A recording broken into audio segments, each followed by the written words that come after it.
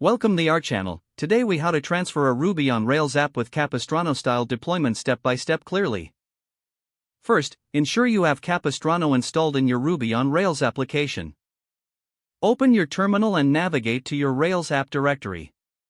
Run the command to initialize Capistrano, cap install. This creates several files and folders within your app. Next, edit the cap file to require necessary dependencies.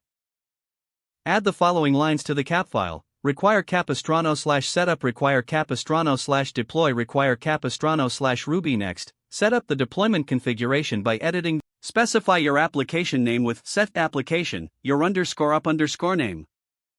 Define the repository URL with set repo_URL, git at github.com, your _username / your _repo.git. Next, specify the branch you want to deploy by adding set our branch, main. Now define your server details by adding the line server your _server _IP _ hostname, user, deploy _user, roles, %w, appdb web. Next, configure the deployment directory on your server by setting set deploy _to /var /www / your _up_ name.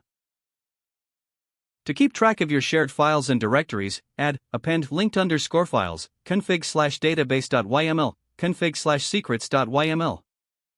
For linked directories, add append linked _drs, log, tmp/pids, tmp/cache, tmp/sockets, public/system.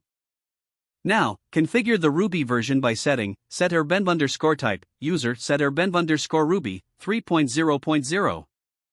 Next, prepare your local machine by installing any required gems using bundle install. Now, it's time to set up your server environment.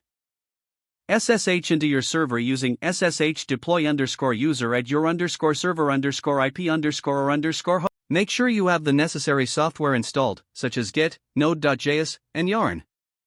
Within your server, create the deployment directory with dir/p/var /www / your _up_ name. Next, ensure the correct permissions are set on your deployment directory. Return to your local terminal. Run the deployment command cap production deploy. Capistrano will now pull the repository and deploy your application to the server. Once the deployment process finishes, check for any errors in the terminal output. If the deployment is successful, you can navigate to your app. To troubleshoot, check your server's log files for any issues. With this step-by-step guide, you can effectively transfer your Ruby on Rails application using Capistrano. If the page does not load, refresh the browser or try again in a private or incognito window. Don't forget to like this video and subscribe to our channel for more step-by-step tech guides.